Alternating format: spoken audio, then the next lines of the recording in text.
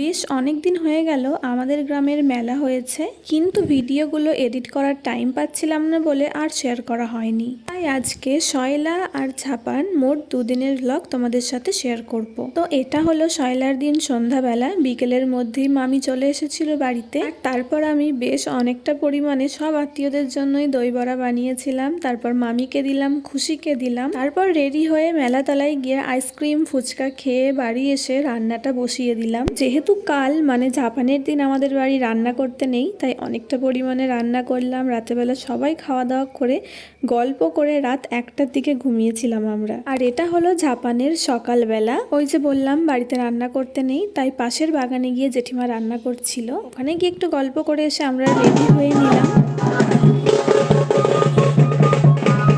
এখন আমরা যাব ঠাকুরতলায়। এর মধ্যেই বাড়ির সামনে দিয়ে যাচ্ছিল বাজনা, তাই আমরা একটু নেচে নিলাম। তারপর ঠাকুরতলায় এলাম। আর এই হলো আমাদের ঠাকুরতলা, খুব সুন্দর করে সাজানো হয়েছিল। আর দশহরার দিন যেহেতু গঙ্গা পুজো মনসা পুজো হয়, তো এখানে মনসা পুজো হচ্ছিল। থাকতে পারলাম না, আমরা চলেও গেলাম।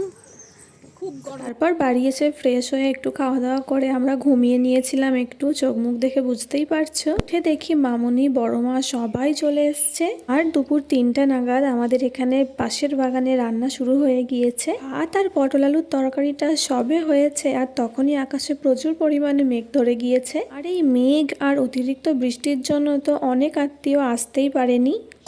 মামনি, কি মনে হচ্ছে আপনার, মাংস কি হবে? হয়ে যাবে। আর এখানে আমি সবাইকে জিজ্ঞেস করছিলাম যে আকাশের অবস্থা দেখে কি মনে হচ্ছে। এইসব কথা বলতে বলতেই কিন্তু বৃষ্টি নেমে গেছে। তখন বাগানে যারা ছিলাম সবাই মাথায় ছাতা ত্রিপল ধরে এইভাবে দাঁড়িয়েছিলাম। আর সবাই এই বৃষ্টির মধ্যে এইভাবেই দাঁড়িয়েছিল যতক্ষণ না মাটনটা রান্না হয়েছে। আর মাটন রান্না হওয়ার পরপরই বৃষ্টিটাও থেমে গেছে। এরপর শয়লার দিন আমি যে দই বড়াটা রান্না করেছিলাম, এটা সবাইকে দিয়েছিলাম প্লেটে করে, সবার থেকে রিভিউ নিচ্ছিলাম। তারপর আমার বান্ধবী রিনি ও এসেছিল, কিন্তু ভিডিওটা ডিলিট হয়ে গেছে বলে ফটো দিলাম। এখানে আমাদের একমাত্র জামাইকে দই বড়াটা টেস্ট করালাম। তারপর রেডি হয়ে চলে এলাম ঝাপানতলায় ঝাপান দেখতে। এটা কিন্তু বকুলতলা নয়, এটা কিন্তু ঝাপানতলা। যাই হোক, এখানে গাছগুলো নিয়ে আসা হচ্ছিল।